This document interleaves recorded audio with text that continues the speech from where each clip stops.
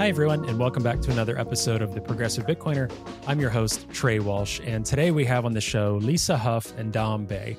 Now, this was such a fun episode, and for those that are listening to this recording now, we actually did this as a live stream, which I mentioned via zap.stream. So going forward, we did this with Alex Gladstein, and with this episode, all episodes going forward are going to be live recorded via zap.stream. So if you missed the recording, that's okay. You can always check it out on YouTube or through the podcast, which is probably what you're listening to right now with this intro. But you can also follow us on social media. We'll find other ways to keep people tuned in terms of how to access zap.stream and scheduling those. We usually post that on social media. So now there's more opportunities than ever to find our content and our conversations, which we're really excited about. But in terms of this conversation, this was really fun. This was such a good and interesting conversation. Some personal anecdotes, some talks on politics and Bitcoin, some talks on their nonprofit venture, Proof of Workforce, which is about Bitcoin education for workers, for pensions, for these groups of firefighters that are looking how to diversify their pension funds. All of that good stuff. So this was a really fun and interesting conversation.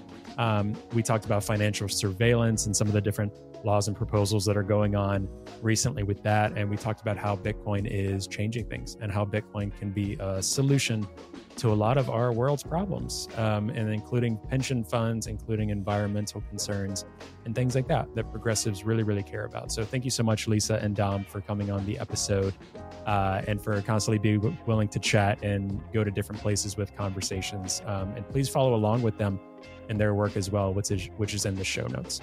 All right, before you get to the interview, I want to also mention our promo link to Saz Mining to get $50 off each and every miner for clean Bitcoin mining right to the wallet of your choice. So please check out that promo link in the show notes and enjoy the episode. And we will see you again either via live streams coming up or in a recorded episode out next week.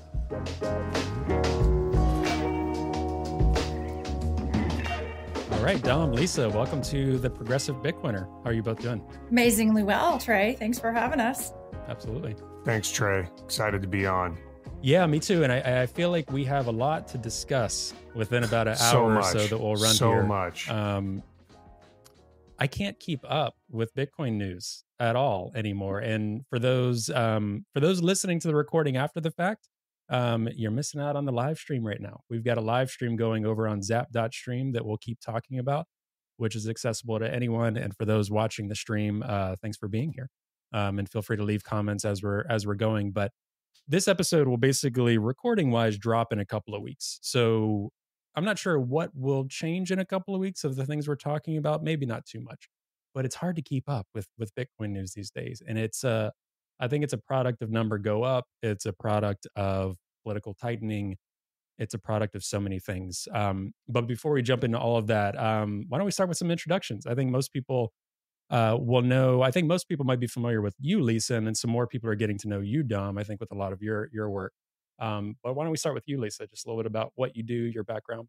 Oh, well, thank you. I work for Custodia Bank. I joined Caitlin in August, and we are building, as most people know, the first bank to bridge digital assets with traditional financial services. And I choose the words digital assets just to clarify up front. Custodia is only focused in the digital asset space on Bitcoin. However, we do have a Wyoming Speedy charter, and we report to the Wyoming Division of Banking. And in that, they use the words digital assets. So when I say that, I refer to that for our charter purposes. But, I'm a Bitcoiner. I found Bitcoin kind of 2018, 19, really hopped in maybe in 2020, started a consulting practice and then went to work at Unchained and just became an advocate and really in trying to, my own sort of mission is to bring as many energy people into the space as possible. Not that I don't love fighting for Bitcoin and carrying the Bitcoin flag, but I feel that they should understand at least that Bitcoin mining is such an efficiency tool for them and a way for them to monetize assets that they otherwise would, throw away or pay to have taken from them. And we can go into that or not later. But I feel like once they figure out how efficient it can be from a capital perspective and how creative it can be to them, that they will pick up the torch and help us, protect our not only our economic freedom, but our personal freedom as well. Energy freedom, onshore energy production is energy freedom and national security. And I think Bitcoin is hugely related to that. So those are the things that I love talking about. And I recently have joined Dom in a fantastic organization that he started. So I hope he'll talk about that. But thank you very much for having me today. Yeah, absolutely. And I'll add too, for those watching, we're getting some more folks that are tuning into our YouTubes, which is awesome. Dom and I were wearing hats, and then Lisa felt a little left out, so she threw on her bee hat. I did. So appreciate that as well. I threw on a hat because my hair was a little rough today. Well, and my but bee sort of looks like the Boston bee, and people always ask me, they're it like, does. they're like, is that a Bitcoin hat? I'm like, no, actually, factually, it says Beretta across the back. Mine is a Boston hat. Very proud here in the Boston area. So mine is Boston. It can be Bitcoin too. Well, That's fine. mine is Beretta, very proudly sitting in the great state of Texas. Yeah, there you go. Awesome. All right, Dom, we'll kick it over to you. Let folks know a little bit about who you are, what you do, and what you got going on. Yeah, so my name is Dom Bay. What I do is I just follow Lisa around, this incredible human that's doing great work. And then I just you ever see the little fish on next to the shark and they're just picking up little morsels. I just try to really excited to be on here with Lisa and you, Trey. A little about me. I've been a firefighter for 14 years. I actually first got introduced to Bitcoin at a random kind of conference that I worked in 2017. Saw the conviction of the people there, went down that rabbit hole and started learning. Had an event, a story that's very long to tell here, but basically a fateful rescue of an analyst from Swan a few years ago or last year. And I was just finishing pretty much a 10-year career as an elected labor leader for the Santa Monica firefighters. I served on our board, was very involved in labor locally, regionally, and at the state level.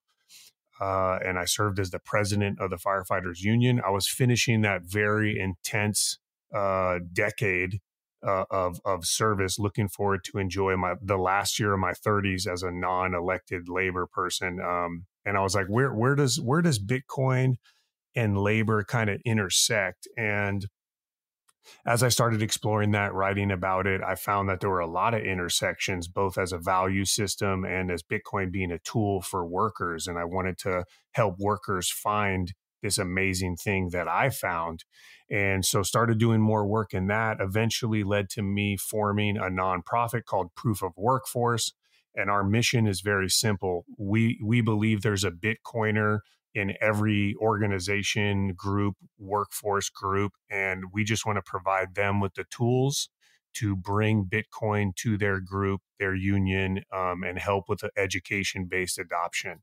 And so we're doing that now. I got incredibly blessed to, meet a lot of incredible people in the space over the years. Met Lisa. Her experience is amazing. Her ability to connect with people from all different areas and backgrounds is amazing. And so we're really lucky to have her on the board, along with some other great board members doing great work right now with Proof of Workforce. That's awesome. Yeah, you both are doing some of the coolest stuff, I think, in Bitcoin. And the reason I was really interested to talk with you both is, thinking about kind of the mission of this podcast, trying to appeal to the left, appeal to progressives about Bitcoin, about some of those values. A lot of things progressives say they care about is workers' rights, a workforce. And I am trying to tie in what sound money can do for working class folks, for unions, but besides that, pension funds, just very practically purchasing power stuff, making it really, really simple for people. And we have all sorts of different episodes about all sorts of different things, but doing some of that work of just practically, talking to folks about that is really, really life-changing. And I know there's been such a movement with you Bitcoiner firefighters throughout Bitcoin, which is really, really cool in terms of labor stuff. So thank you for doing that and jumping in. I think it's incredible that you took that on. Yeah, I mean, And there's so much. So why don't we start there It is with proof of incredible, Trey. It is yeah. absolutely incredible what Dom has done already in the space, and really, it's folks like Dom who can bridge this gap of um, why Bitcoin is important to them individually, right? Like what is its protective nature to the individual, Mhm, and I'm so delighted to chat with you today because I feel like if you're in the progressive conversation, you're really thinking, and what I see in our society is that we've outsourced the ability to think, right? mhm. We rely on mainstream news. So it's folks like Dom that are really out there just having these conversations that make sense. I mean, Bitcoin is truly an expression of common sense. Every episode we do is like also focused on critical thinking. I almost inevitably get into it with each guest for a few minutes, whether it's a philosopher literally thinking about topics like that, or folks like yourselves of just like that ability to critically think and then push through the narrative on a certain subject. And my view of Bitcoin is it's just one of those things that's going through its witch trial, right? That we've had throughout society in terms of technological revolution. I don't know how long it'll be. I have a feeling it'll be a while. And the only way to chip away at that is by doing work like you both are doing in so many different fronts, having conversations like these and getting the word out and not letting up and not letting things pass through legislation, which we might touch on just in terms of these overreaching rules, being very practical with what, in this case, Bitcoin can do for people and for workers, and focusing on that. So I wanted to kind of get into Proof of Workforce, this nonprofit, and what are some of your more immediate goals? I think with the group and some of the conversations you've already started to have with folks around this topic, whether it's just trying to get Bitcoin and then get people to save in Bitcoin, what these conversations have been like, and the reception. And Dom, I'd love to hear from you. I know you mentioned you had potentially been speaking with some political folks out in California as well. I'd be interested to touch on that too. yeah, Trey, I just also wanted to start, I want to hit on that, but I wanted to say, huge fan of what you're doing. I've been reading Crypto Sovereignty by Eric Casson, and he has a quote in there that says, in order Mhm. for us to win, Bitcoin will need people from all different sects, religions, backgrounds. And so we really have to make sure that we can find ways for Bitcoin to work for everyone. Um, my background for your listeners, being involved with labor in California, it's a political system dominated by Democrats. I've worked with a lot of Democrats in their earliest campaigns that are now serving on the state Senate. Mhm. I'm much more, over the years, I've been turned off by the polarity of the political system, the two-party system, by some of the extreme rhetoric and the fighting. And so I'm much more independent minded now. But I was registered as a Democrat. One time was a delegate at a Democratic convention years back. So I'm very familiar with the system, the folks that are in that space, have a lot of friends in that space. And like you mentioned, there's so many ways that Bitcoin can appeal to a progressive Democrat. Like, we can't cover it enough in this show. So really a fan of what you're doing and trying to explore ways that plays in. To your question on the Thanks, man. I non, appreciate that. for sure, for sure. Um, with regard to what we're doing, our immediate goals, I want every union to learn about Bitcoin and adopt it in one way or another. Every single one of them in the United States. That's a pretty hefty goal, but I think that we can achieve Mhm. it or come close to achieving it.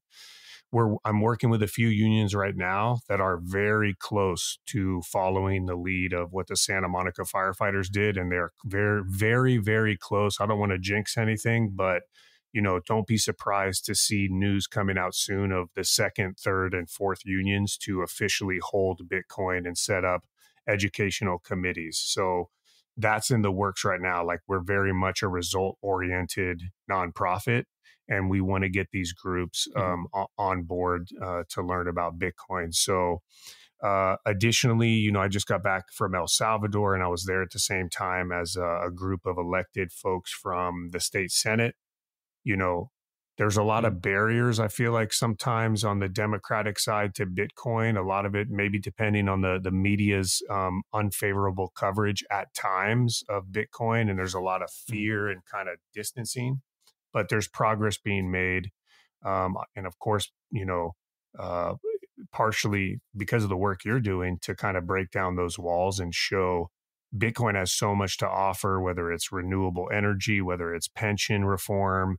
A lot of the biggest problems that Dems have, Bitcoin offers solutions that aren't currently found anywhere else. And so if we can just start there, that's a great place for Dems to kind of grab on and go, whoa, I never thought about Bitcoin as being able to stabilize pensions. How would that work? Or I never thought about stranded wind or solar kind of just being left out there. And we have these hefty goals. And wait a minute, our pension in California, actually, we're trying to divest from fossil fuels because it's one of the largest investors in fossil fuels. I don't like that, but we have no answer. What else are we going to invest in that can keep those kind of gains and balance that? And so here's this thought. Here's something to think about. So we're engaging folks in all areas on things like that too.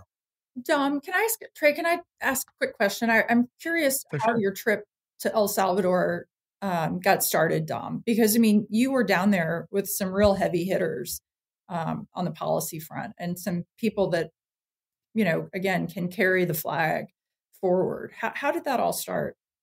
I'm always weaseling my way into places that I have no business being, is one of my specialties. But it kind of came together somewhat. I was working on speaking at Adopting Bitcoin coming up in November. The ambassador came to visit town. I have, I was at an event with the ambassador and some state senators. There was already a trip kind of being planned. I was going to go down to San Salvador to help get things ready for the talk. One of the things I'm doing is working with the San Salvador firefighters to bring them to Adopting Bitcoin to kind of show them, hey, here's what we did in Santa Monica.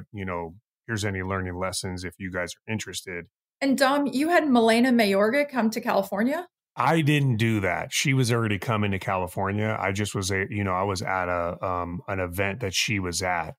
And there was a lot of Senate folks there. And of course, me being the Bitcoiner, right? I have I'm talking like, wow, Google just came and all this. And she's like, how do you know that? And I'm like, well, because of Bitcoin, like I'm following El Salvador close. And so talking with them, I was going to be around the same time. So scheduled to go at the same time as them. So I was like a stowaway for this trip in a sense. But it worked out really good. Yeah. And we had some really good conversation and some really good, was able to take the group to El Zonte, paid in Bitcoin down there, showed them some things, taught them about the history of El Zonte, how it came to be. So really good stuff. I love it. Fantastic. And so those folks, when you're having a pension conversation, how does Larry Fink's recent comment that Bitcoin is a flight to safety, how does that get heard by those guys? Have they heard that yet? Is that resonating with them, or is that only sort of resonating with us in the Bitcoin space? Sorry to hijack your show, Trey. I've been wanting. No, I brought you on because people want to hear from you all. So please continue. I would just say with Larry Fink's comments, I think we underestimate how much we know and hear and grab onto out in the media regarding Bitcoin. We take that for granted, and for others, how it just kind of whizzes by and they hear it maybe for a split second and don't pay much credence. But when you bring it back to the attention of folks like a state senator, they definitely perk up and listen, right? To go like, wait, the head of BlackRock said, is that true? Like 100%, you can find it and go look at it. And then they remember, yeah, I think I did see, okay, I saw something like that. And that's a good conversation starter to then talk about different things like, hey, have you thought about ways that Bitcoin can help sustain the unfunded liabilities in a pension or renewables, things like that. So it's a great opening of the door to add some legitimacy to take down those fears and worries. Yeah, that makes a lot of sense. Yeah, and I want to go back to one point you mentioned on too about progressives, and I think it's interesting. Any of the kind of the closest friends I have in the Bitcoin space that are progressives, a lot of us came from a bit of like the Bernie camp, the thinking of lower class individuals thinking about how the system wasn't working. Those I think are ripe for understanding. Okay, the global financial system has really screwed over a lot of people. Occupy Wall Street, those kind of things. So I think there's a lot of things inherently there that, on one hand, when I really take a step back, I'm like, how have they not realized yet? But on the other hand, I see the inner workings. I talk with friends in my own life. I'm here in New England, so everything you talk about labor in California, I mean, I'm in the Boston area, and there's nothing more entrenched than Boston labor stuff in terms of the pros and cons of that with some of these things. And in my state, I try not to mention her every episode, but Elizabeth Warren, um, in our state, and just one thing that I always go back to is like, if you really care about fixing problems, you really got to take a look at these solutions. Like the environment with Bitcoin, it's not what it appears on the surface. You do a little bit of research, and for me, that was enough to be like, oh my gosh, and then I kept going. And so it's like one thing for people to understand market incentives in energy and climate change matter. We're not going to get there just by saying, guys, can you stop using fossil fuels? Can we just maybe not do that? Or that's not how the world works. So let's operate in the world the way the world actually works. And Bitcoin is the Trojan horse to actually change things on the terms the world creates, not waiting for this utopia of greed won't exist. We'll do the right thing. Political incentives won't matter. All of this, like Bitcoin fixes. I was hesitant for a while, but saying Bitcoin fixes this or fixes a lot. But then the more I look into it, I'm like, Bitcoin does fix a lot, and it's wild how much it fixes. So you had mentioned just about people saving and better money and getting it to these pensions. So do you find that these conversations you're having with anyone in the political realm, anyone in the labor realm about Bitcoin, are people listening a bit more over the years? What has your experience been so far? And has there been a recent shift, or is it kind of a bit of the same? It all varies, but I do feel there's been more willingness to talk. You mentioned something really important. I think a great place to start with Bitcoin is for those problems for which no solutions currently exist. Surely, Mm-hmm. if you're entertaining something as an idea and there's already progress or work being done, someone can shun something and go, not interested. But if I'm coming to Yep. you with something that could be a solution and there is no current solution, how could you possibly not listen to at least my idea and give it some kind of consideration, even if you dismiss it after? And so that offers a great opportunity with anyone. But, for example, when I did, I went with Amanda Cavallari for Bitcoin Today Coalition, and we talked to a lot of Dems at the federal Mm-hmm. level. And I always love starting off on, hey, what are your top 3 issues of the office right now? And a lot of them talked about like whether it was like, you know, pension stuff, military, military, the state of the military and navigating military personnel, spending, different things, and then going from there for the issues that have no solution. And so I think there's been good reception. Of course, sometimes you get people that are like, I'm just listening right now. I'm not really here. But for the most part, there was some good engagement. And as Bitcoiners, we always have this temptation to like explain everything. Basically, 3 years of studying Bitcoin every day. We want to explain it to you in an hour, but I try to resist that and just, hey, here's some ideas. Let's follow up later. So I think as Bitcoin has built itself as a brand that is reliable and honest, the reception to discussing it has improved with each cycle. Yeah, back to Elizabeth Warren just for a second. I mean, if anybody's listening that can introduce me to Elizabeth Warren, I am so eager to meet the woman because I know folks and friends with people who were taught by her in law school, Mm-hmm. who really respect her and say that she was one of their best professors. And, I really believe in giving people the benefit of the doubt. I think she's just got this wrong. And, people got mad at me on LinkedIn the other day because I said something positive about Larry Fink. And I will continue to speak positively about Larry Fink because he has publicly changed his mind on Bitcoin. And I think that is a sign of, I think that's a sign of leadership and strength and intelligence. And I think that's largely the problem with people understanding Bitcoin is that they're just intellectually lazy. They've gotten used to a society where everything is okay, the market's always going higher, and I'm not responsible. I don't need to take this utter responsibility for the direction where things are going because everything's always just going to be rosy, and that's just not where we are anymore. So I'd love to speak to Elizabeth Warren or her staff members and really thank them for what they have done. I think that they've actually pushed Bitcoin into the public eye, not in the correct way, but they've made it a mainstream topic. Now we just need to help them understand the mainstream benefits of Bitcoin, and again, how it helps us protect our national security. Because one thing's for certain, there are other countries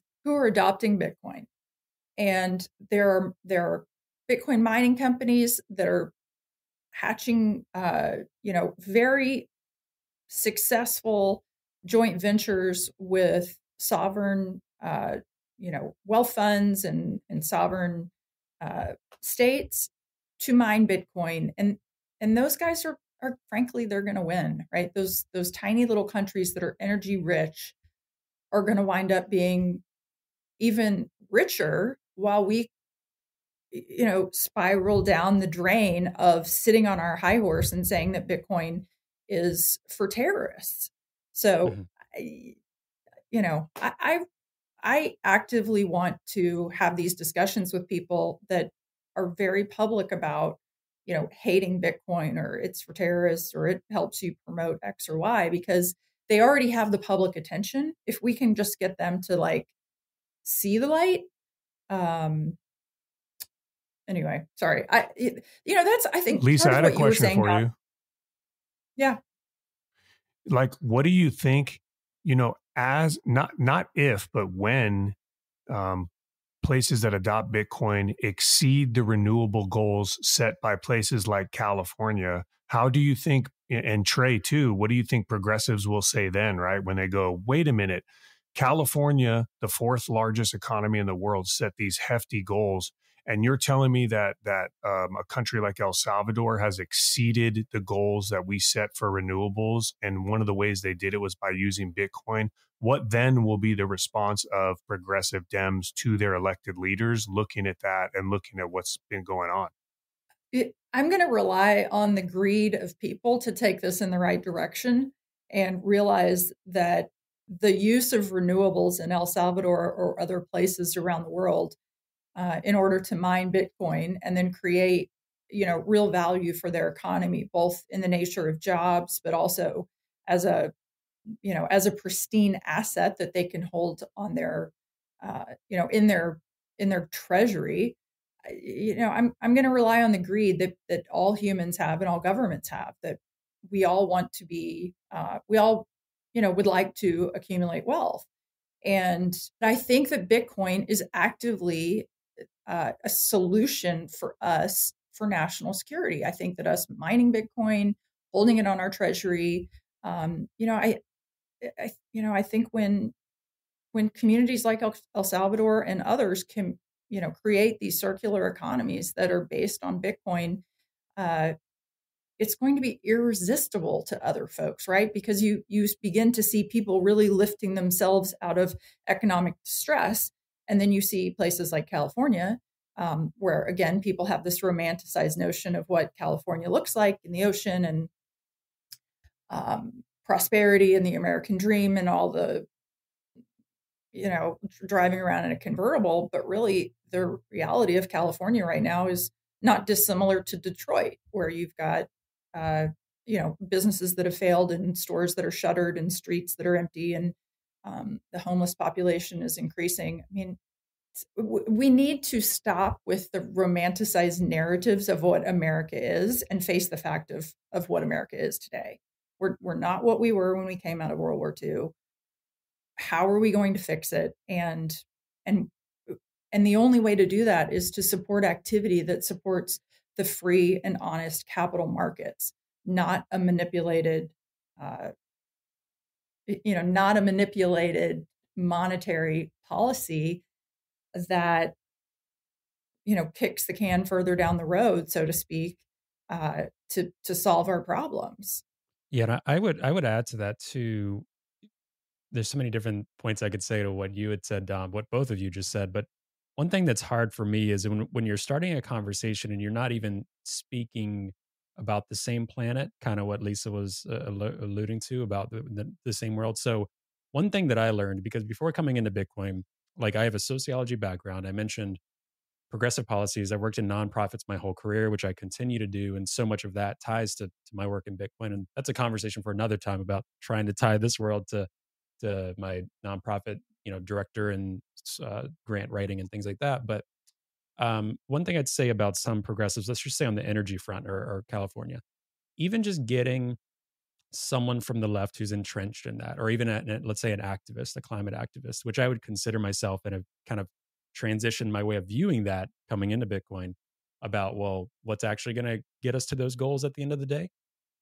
Many people will say and start by saying, just we have to use less energy. If that's where you're starting, it's tough to have a conversation about Bitcoin and about these things, because then you have to justify energy use. And I think there is a justification of energy use, first of all.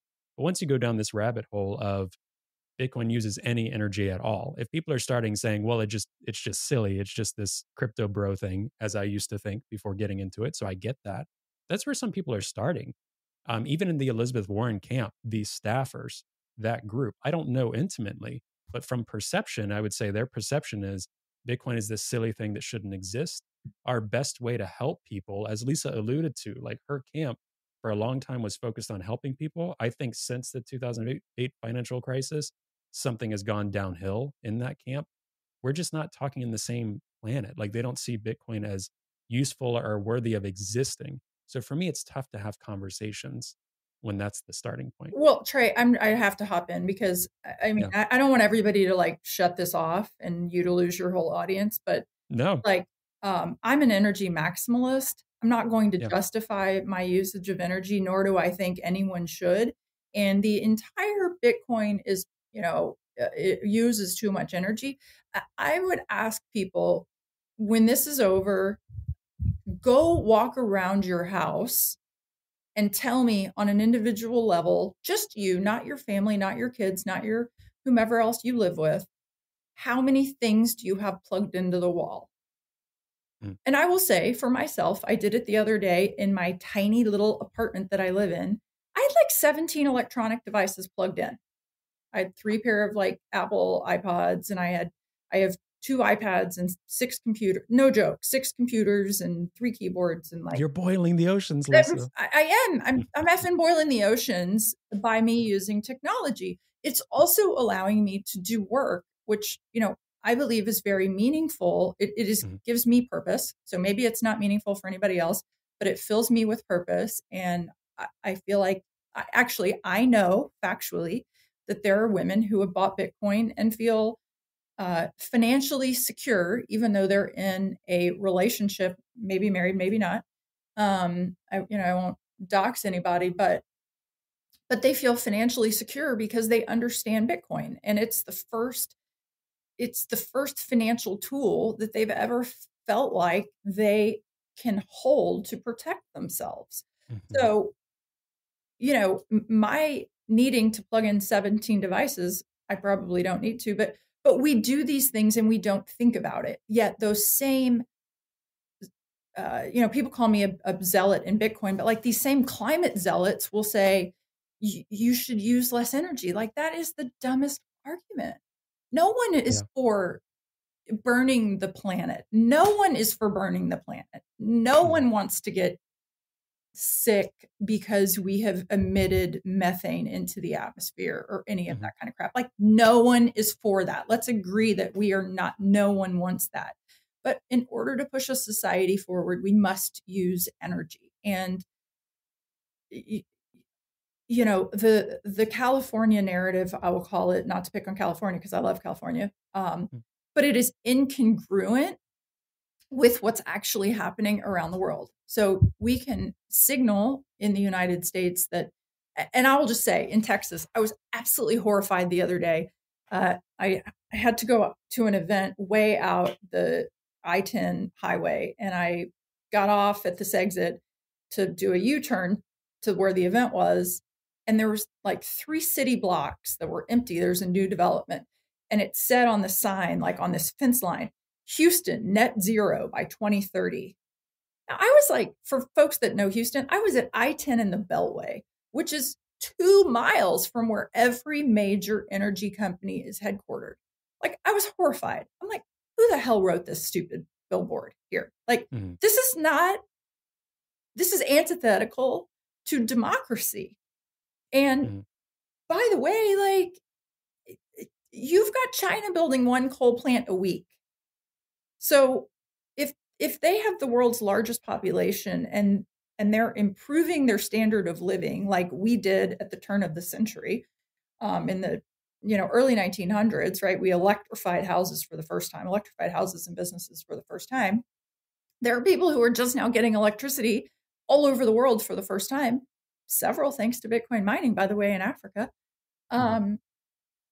Like, we need to stop that narrative. It's actually just dumb.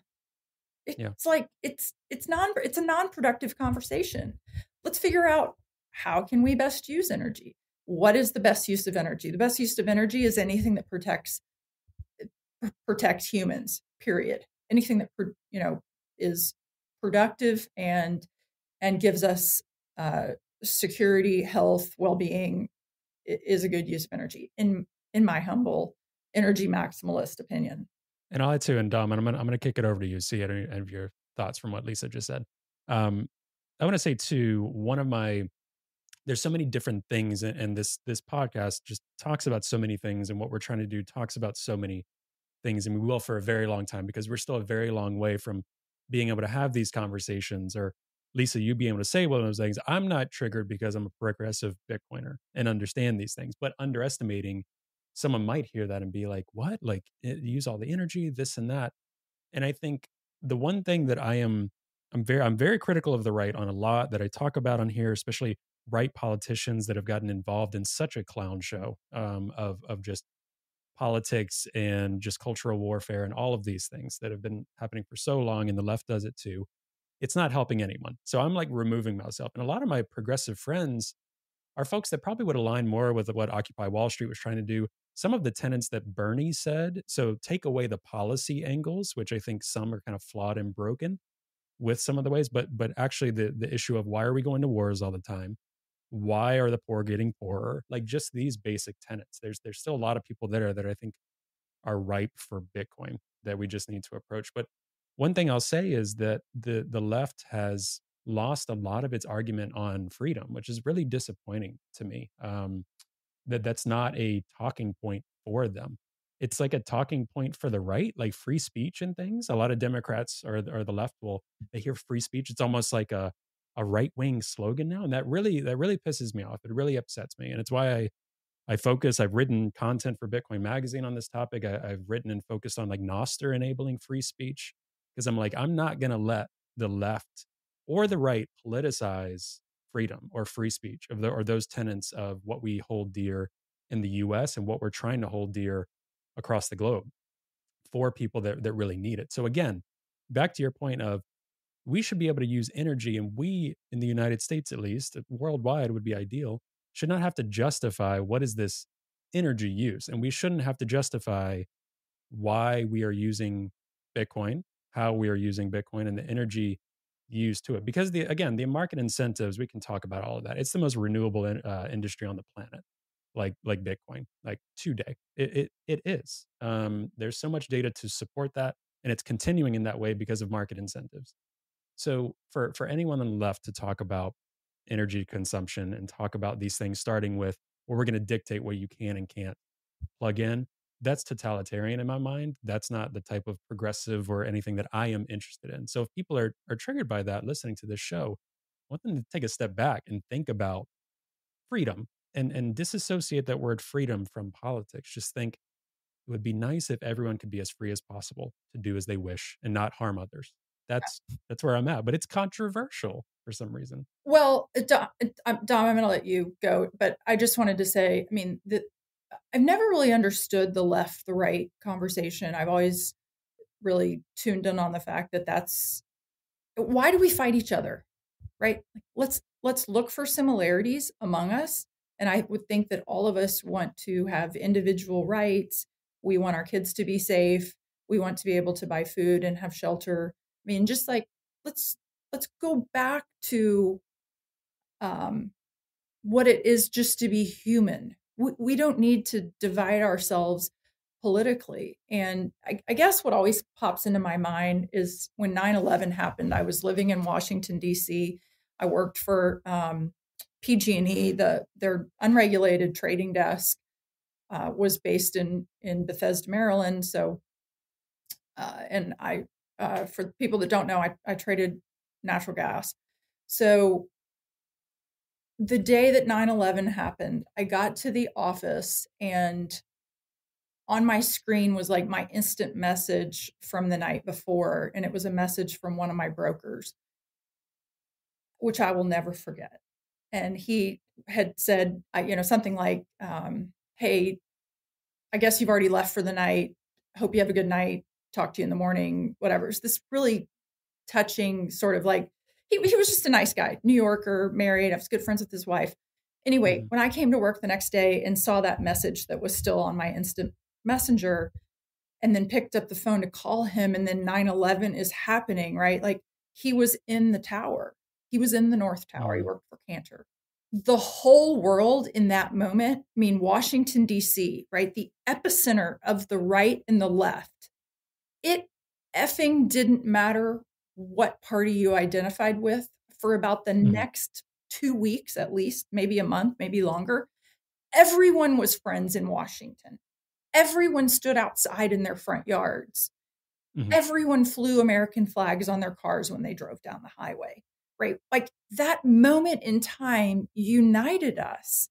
It was as if we all could just lay the battle armor down and focus on, wait, like we're Americans. We need safety and freedom and liberty and all of these things. Like, why can't we do that again without there being the loss of, lives of 3,200 people?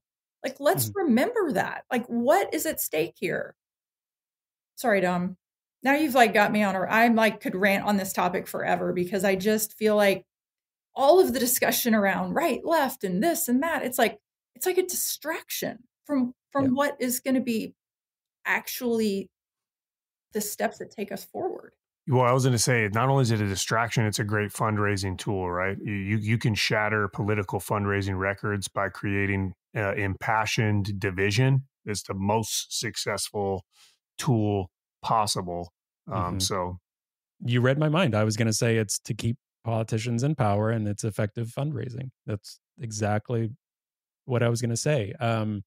There are many in the Bitcoin community that might have different values than me on certain things, right? But I would say the vast majority of Bitcoiners are in this because we're seeing all of these political divisions aren't working.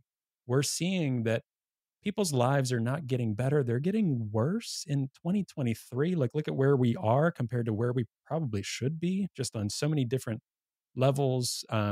Just inflation, money, they're getting trickier and trickier with ways to hide how people are getting poorer, but you feel like you're not. So just Bitcoin is the honest leveler, just saying this is where the world is at, and this is how we can actually help people. And it's one of the most effective at it. But so Dom, I wanted to get back to your point. Just thinking about Bitcoin being able to actually help people. If you're just talking to someone, if they're a labor person, or they're at a local firehouse, or there's someone that's listening to this conversation that's like, why Bitcoin? Like we covered just recently covered with Alex Gladstein, why Bitcoin for human rights. We have a lot of conversations about human rights, why Bitcoin for the environment. Another big tenet for us is like, why Bitcoin for people that are just having a tough time getting ahead or paying their bills or being able to just afford a vacation every year or just uncertain about their family's future. Why Bitcoin? And then why these types of conversations? So I'm going to give you, for the worker, 3 reasons right now why Bitcoin. And this is a little sneak preview for what I'm going to be talking about at Adopting. Well, it's 2, but one of them's a part A and a B. So workers trade time for money, right? And they do that in two major ways. In the short term, for that pay period, they trade their physical labor for money for the 2-week period. That's the immediate pay that they get. In the long term, they trade their careers and lives for money at the end, which is retirement, whether that's a 401k, whether it's a pension. You are trading time for money. And so I always say, if you're going to trade time for money, make sure that your money will hold up over time. And that applies both to the short term in getting paid and with inflation and challenges with inflation, and the long term in having a solvent retirement fund or pension, where we've seen, this is not a theory, this is not an opinion, but when the financial crisis happened, the easiest place to take money when there's a shortfall or calamity is from a bunch of workers. Right. You don't take billions from the vested interest that contribute to campaigns and do all this. You take $5 from each worker, tell them, hey, sorry, here's a coffee and an apology. Enjoy work. We'll get through this. Right. That's what happens all the time. So why Bitcoin? That's a big reason. The third reason is, if you look at this next commercial revolution, industrial revolution, commercial revolution, whatever you want to call it, we're staring down the barrel of AI and bots. This is also not a theory. Recently in California, the truckers unions just protested in Sacramento because they wanted a bill passed where there has to be a physical driver in every automated truck that gets put into service. That was vetoed by Gavin Newsom. This automation and AI is it is coming. Automation and AI is coming. Workers with Bitcoin have an opportunity that I compare to an opportunity that, you guys are going to laugh a little bit at this, but that the samurai, I go back to Japan, feudal Japan. Remember, in history, Japan was isolated. They had an isolationist policy. The first time that this Japanese samurai encountered the Industrial Revolution was staring down the barrel of a Gatling gun, which put them out of business forever. This was the most revered, elite, working class people in Japan. Workers right now, we're lucky. We live in the age of the internet. You don't have to be isolated. You can see what's coming down the pipe far ahead of what's coming, but you have to be awake. You can't be focused in this division political stuff about like, well, I don't like what the right's doing and the left's doing. You have to be awake and looking at what's coming. And the worker with Bitcoin has an opportunity to own a piece of the foundation that may one day come to replace them as a worker. And, this is a place where the right and the left should be able to unite. I always say, show me a liberal on the left and a conservative Republican on far ends of the spectrum. And if they're both struggling and working class and they're facing becoming impoverished, on the hottest day of the year, show me 2 people that don't have air conditioning arguing about abortion or gun control. And I'll show you 2 people, when they figure out that they both don't have air conditioning, they go, wait, well, why are we arguing about these issues? Do you know what the real issue is? It's hot as hell in here, and we both don't have AC, and there's other people that are living better than us. Why are we arguing about things that maybe will never affect us? That's where people can come together. Bitcoin is one of those things for the worker, and that's why we're trying to help workers find that as early as possible. That's beautifully said, and it makes me think too, just in reading, Lynn Alden's book. I think similar to what both of you are talking about. I think Lynn's really trying to make a concerted effort to reach a lot of people, and just what you said early on, Dom, about just making bipartisan conversations or material. And Lynn had said a quote in our conversation about, like, if you don't have the left, that's also an extra line of defense for the Bitcoin network. So you're just leaving it completely vulnerable by not having that population. So again, with these type of things, it's just cutting through that. And you mentioned the samurai picture. It reminds me of the one you sent over, joking, saying it was going to be your headshot. It was the one of all of you holding swords like samurai. That's the only thing I could picture. I was like, just flash that on the screen when you mentioned that. But I mean, I think it's beautifully said what you said, and it's kind of why we're all here. And something Lynn had talked about too was just the concept of broken money. It's a metaphor, but also seriously thinking about, as time goes on, our money has been weaker and weaker, and more debt, all of these things going on at such a national level. And then it's created more of these echo chamber conversations over time that happen. So you see a lot of populism over and over and over again happen when economic times are unstable and terrible. And Lynn would go on, she just tweeted this recently saying, I felt like the 2010s were the 30s and the 2020s are a bit like the 40s in terms of the 1900s. And people can debate, to what levels we're at, but it's certainly starting to feel that way in terms of uncertainty on the world stage, on the national stage. I was just going to say, we got to come together on more solutions, like in preparation for this show, I often think about, for your audience, California. And I'm going to throw out some problems very quickly here. We're not going to talk about the solutions, but if you know what you know about Bitcoin, as I throw out these problems, I want you just to think about Bitcoin and how it could fit in. So California, an outdated electrical grid. That's a fact. Throughout the whole state, it's a problem. Mm-hmm. Wildfires in California, it's a problem. What happens when there's wildfires? They shut off your electricity because PG&E and Edison don't want to pay lawsuits when their lines break, and then it starts a wildfire and they have to pay billions. So you, the user, your power is shut off. Thinking about Bitcoin. The pension system, number one investor in fossil fuels and gas in maybe the world is CalPERS, the number one investor. So for all the California progressives that are like, hey, renewable energy, we're suing big oil, they're the enemy, just know you're funding them more than anyone else on the planet. How do we get out of that? Starting to think about the infrastructure, right? Like, okay, now we have these renewable energy goals where we have enough money to build all the solar and wind in the universe, but we can't harness all of that consistently to power the whole state and export power. Okay, I'm still thinking Bitcoin. All these things can be, there's so many ways by just focusing in on Bitcoin that you can start, hey, use it to stabilize the grid, and then you don't have to shut off the people's power when it's wildfire season. Use it to harness renewable and invest in infrastructure that you can then turn into a profit and help fund different initiatives in the state.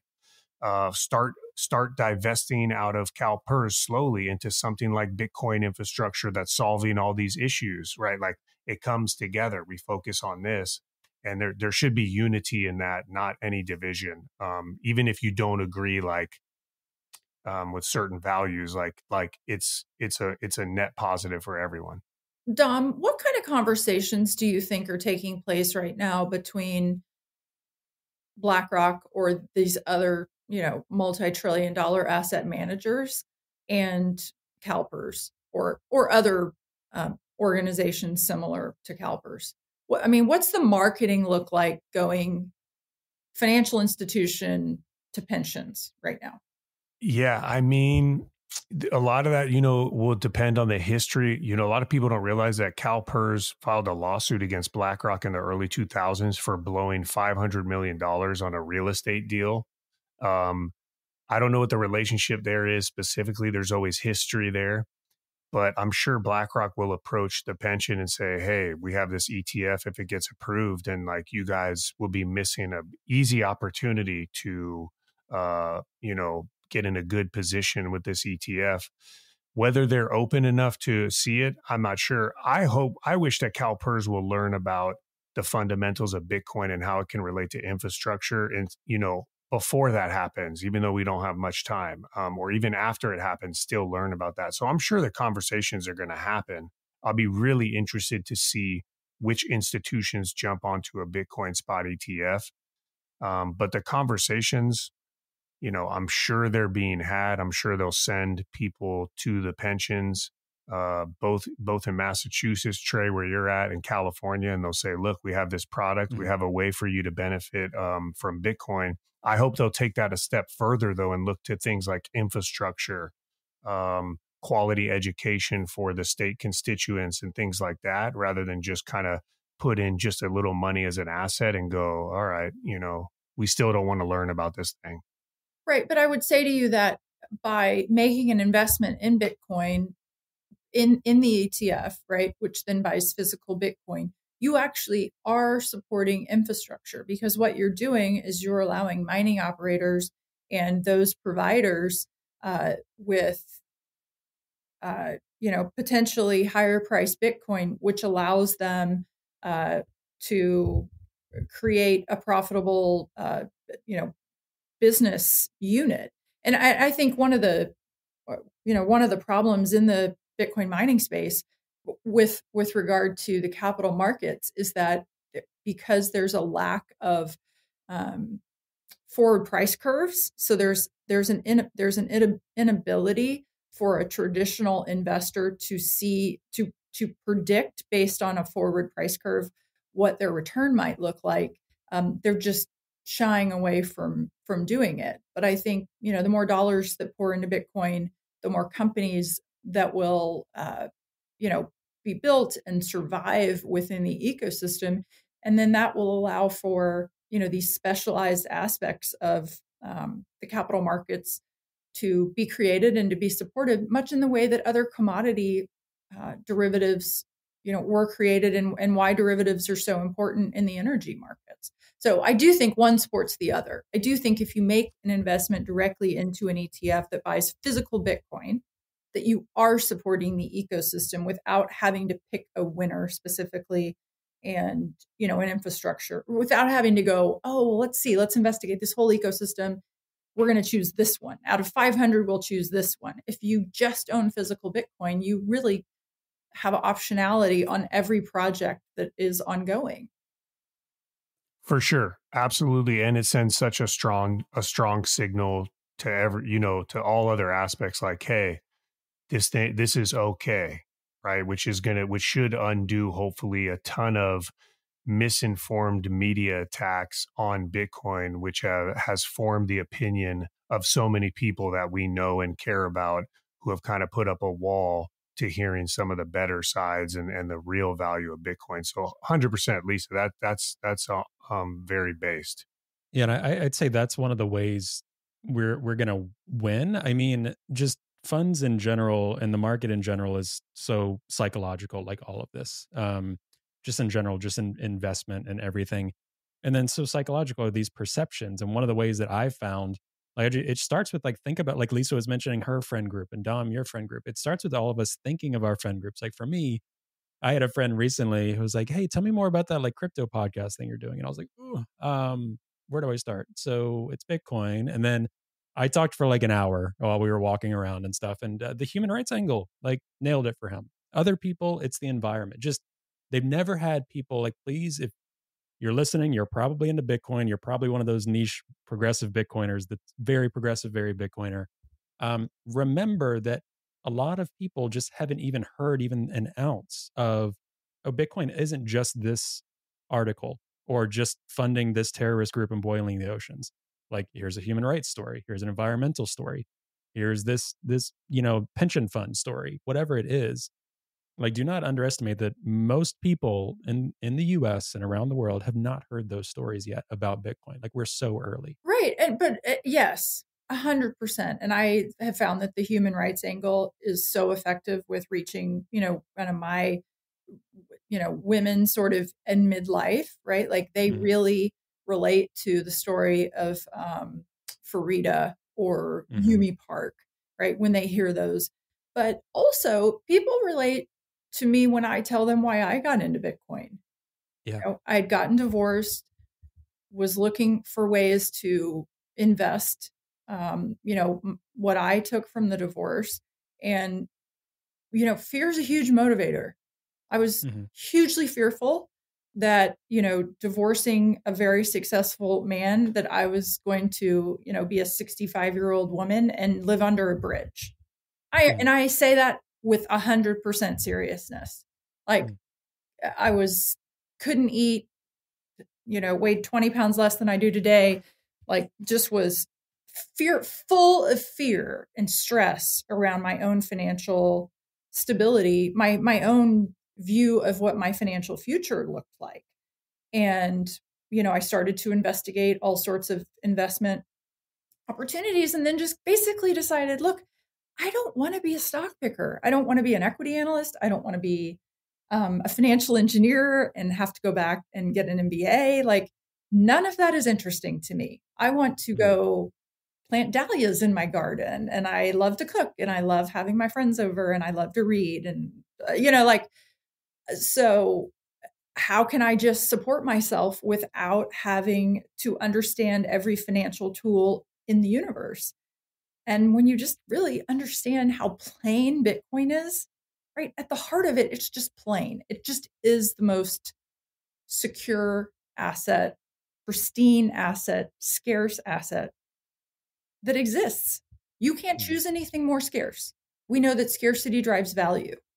So, tell your own stories, right? Bitcoiners, like tell your own stories. Why was this important to you? What has this done for you to solve whatever the problem was that you felt like you were solving for? And for me, again, like I wasn't trying to be greedy. I wasn't trying to be a super rich person and I was going to get rich tomorrow. It was just like, wow, I have this little bit of money that I need to invest in something, and I don't want to be a capital markets expert. I'm too lazy to go back and get an MBA. And frankly, it's like not what interests me.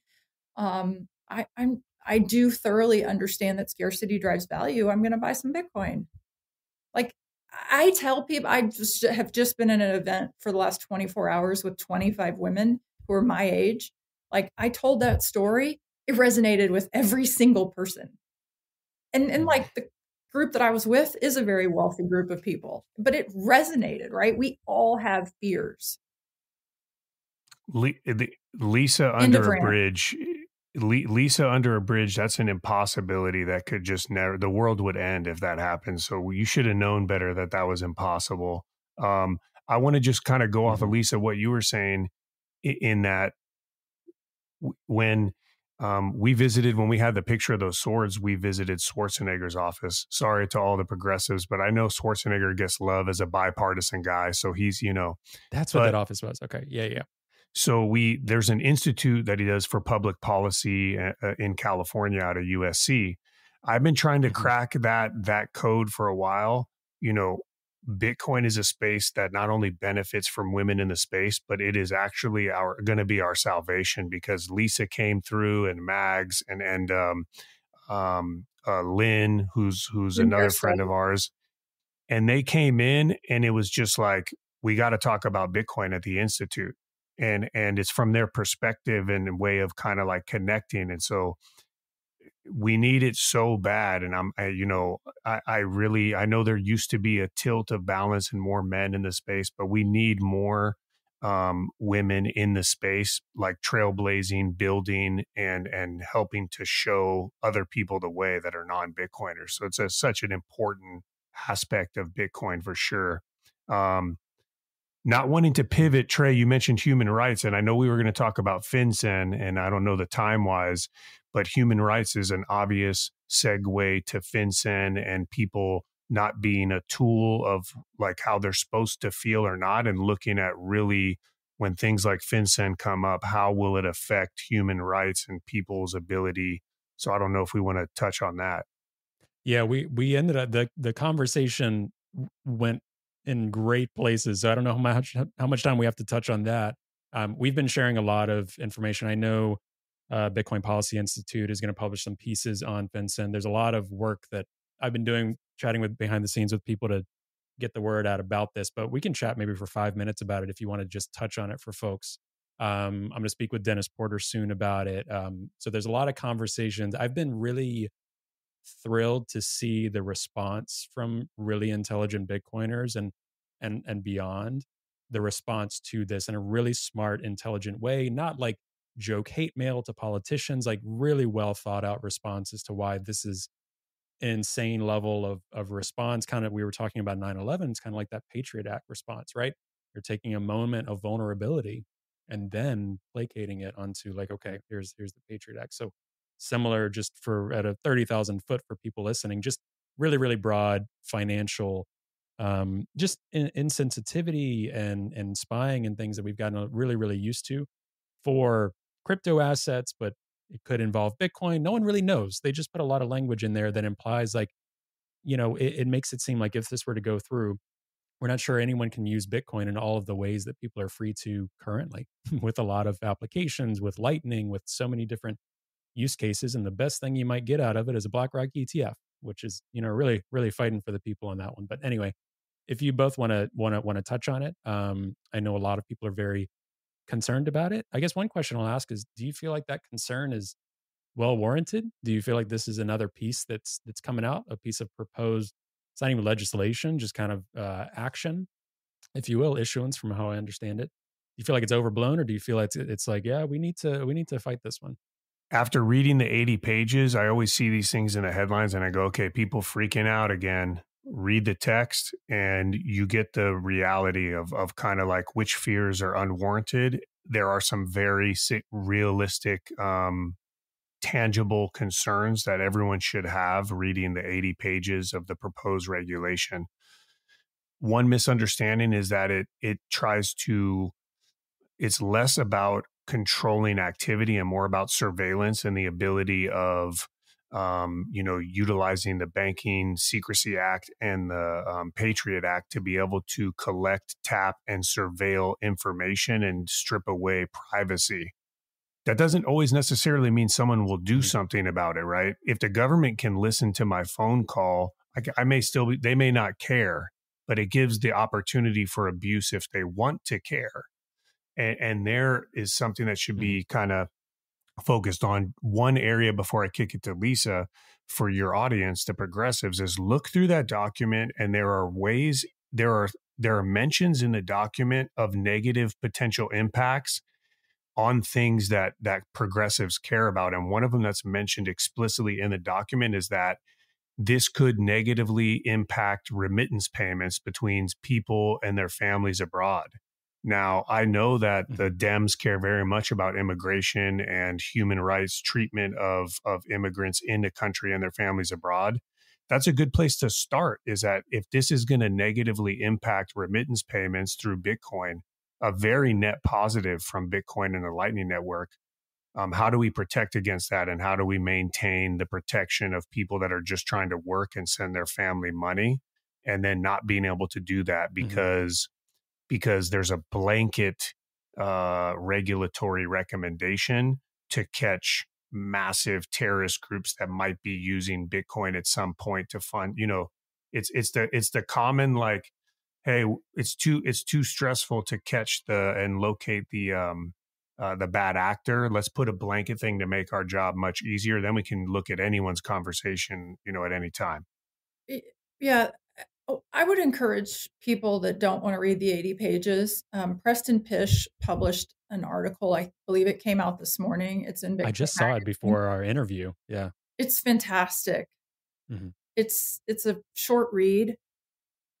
I would read that. I mean, again, I think the problem is that it increases surveillance and decreases privacy. But what we don't realize is that while this has created quite a stir on Twitter, let's be honest, this is the most dangerous thing that we all own. And we knowingly have it glued to ourselves 24 hours a day. Like, turn off your location, turn your thing on airplane mode when you're with your family, or turn it off. Like, we have allowed surveillance to be very commonplace in every activity that we engage in America.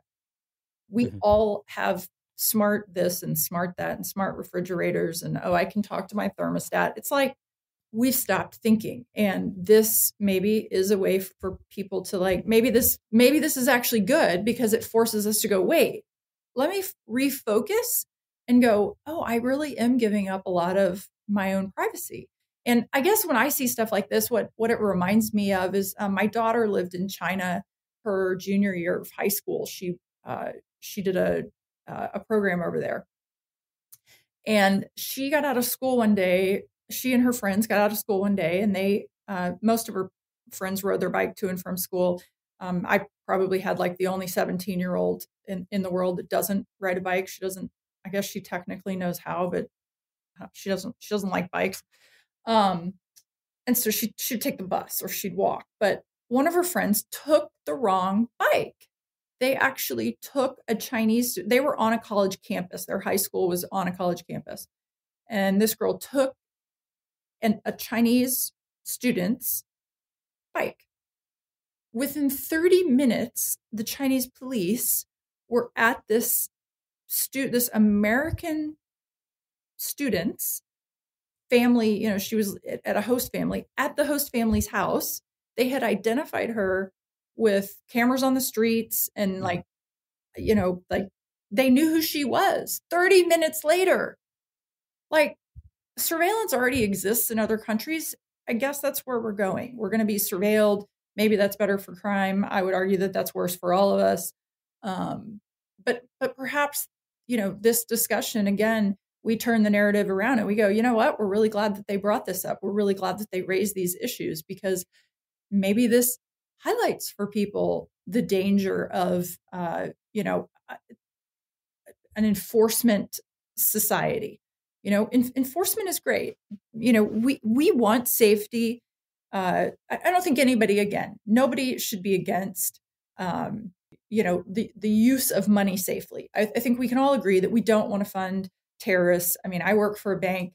We participate in all compliance programs to make sure that, we follow the letter of the law. Nobody wants to help finance terrorists, not a bank, not a person, not like it, that just doesn't make any sense. But by punishing someone that runs a node on Bitcoin and is verifying transactions and telling them that perchance, that should be an illegal operation and you shouldn't be able to run your own node. Like what? Like what? We're losing our minds. Yeah, and it's unenforceable. No, it's and Bitcoin. Luckily, we have some of the smartest developers and coders. It's freedom will always find a way. Freedom will always find a way. Lisa, I know you're letting them off the hook with reading the 80 pages, but I still say tap into source documents. I'm a huge fan of this because even Preston, if I decided that I was going to cover Trey's book and my intents were to be as completely accurate as possible and convey his message directly, stats show that I would be able to convey about 50% of that correctly with the best intentions. And I know a theme of this show has been political division and getting involved in kind of these like polarizing debates, but source documentation remains one of the best ways to carve through polarized political debates and find truth and go, all right, like this thing was accurate, but I read this passage on what's really being proposed, and that's an unwarranted fear that's being used to stoke polarization between different sides. Just saying that. All right, I'll read the 80 pages. Just forget or what just I said. It has the. They have it sectioned so you can look and just go, I'm interested in this part or this part. Or keyword search on source documents is awesome. Just look up like the word wallet or look up the word node, and then you can see where it mentions those things in there and just read those. But there's a lot of stuff out there, like Trey started the show off. I mean, you can't read it all. Yeah, it's very big. Yeah, and we'll keep talking about this because I think that's usually the truth is like there's some things to be a bit alarmist about and others maybe not so much, but we have grown too comfortable with this surveillance. And the one hope I'd say for progressives to articulate is if you look at the stats of who actually owns and uses crypto, it's sometimes it's a bit harder with this data. Do they break it down Bitcoin versus crypto? But even Bitcoin in the United States, it's a larger percentage share of people of color and people who are looking for different financial resources because they don't have access to traditional banks, or they've been screwed by banks and mortgage loans. They've been screwed by so many things. So again, if you're saying you're going to surveil, and I've had good conversations with progressives about what surveillance has done, like facial recognition technology for people of color in police departments, there's been a big pushback on some of those things. That should be some of the pushback we're using for things like this. Like do better police work. Do not be lazy on this. Do police work. Do not surveil everyone on the planet. That's the kind of country we live in. So we'll definitely be pushing against back against that, and a lot of other people will too. Um, we've gone over what I originally mentioned, but I want to thank you both for jumping on and having this conversation. It went to so many beautiful and awesome places, and thank you both so much for what you do in this space. You're both just so incredible. Lisa, I've been following you for longer, but Dom, just starting to get to know you and see your impact. You're both doing incredible work for the Bitcoin community, for people just in general across our globe. So keep doing that, and let us know how we can support and amplify those messages. And I know one way we can is if you want to let people know where they can find you, follow up on your projects and your work. What's the best place for people to find you? Thank you for having me, and thank you for letting me participate in this, especially with Dom. Dom May, I would argue that Dom is one of the most well-known folks in Bitcoin. I have totally enjoyed his plan to help people protect their wealth and to really move this forward. So, hats off to you both. I would just say to folks, reach out to me. I'm really easy to find on Twitter or on LinkedIn, and I do reserve a couple of spots a week where if you want to set up a 15-minute or so chat, I'm happy to chat with you about Bitcoin or a project that you might be working on. I'm happy to chat with you about Custodia. But I would say, the most meaningful thing that perhaps we could all just be doing is to figure out if there's a way that we can fulfill our own purpose. I think that we were all put here to serve other people. And for me, working in Bitcoin is allowing me to fulfill that purpose that I've looked for a long time. Trading gas was hugely fun. I look back on it now and I go, yeah, it wasn't maybe all that fulfilling. It was fun. It paid a lot, but it wasn't like a fulfilling profession. And this is hugely fulfilling to be able to protect people to something that will protect themselves. So if you're looking to switch industries, if you can see perhaps the connection between your current industry and Bitcoin, maybe you're the one that takes the message, of Bitcoin and you translate it into your current environment. I mean, that's hugely valuable. I would say in many ways that might be more valuable than folks leaving a fiat job and coming into Bitcoin, because I do try to post really frequently on LinkedIn, and people always say, why do you do that? No one on LinkedIn likes Bitcoin. And I'm like, well, I do it because no one on LinkedIn likes Bitcoin. So I feel like if I can just continue to put a message out there and talk about Bitcoin and just short little why this, little tidbits of information, maybe over time it resonates. So, find purpose in Bitcoin and let's all go forth and, make the world a better place for our kids. All right. Over to you, Dom. Where can folks find you, man? I got 100 things, but I'm going to focus on 3 right now. Okay. I'm really going to focus here. Number 1, going off what Lisa said. If you think you have nothing to contribute to Bitcoin, that is incorrect, because there is someone out there right now that hasn't found Bitcoin that will positively impact Bitcoin in a way that we've yet to imagine. That could be you. And so learn, find where your avenue is, find where you have access to people to educate and teach them about it, and pursue it. You'd be surprised what you will find. Number 2, proofofworkforce.org. That's where you can find our nonprofit and our mission. We need help in spreading the word, and we need help and support. If you know anyone that wants to contribute or support us, I promise you that our work will be carried out 100% in connecting with workers and helping them find Bitcoin to their advantage and to the advantage of whatever group or org they're a part of. Third, I'm going to put out an open bounty to a friend of mine to help orange pill Senator Ben Allen out of California. He's a buddy of mine that I've known since the beginning when he first ran for office.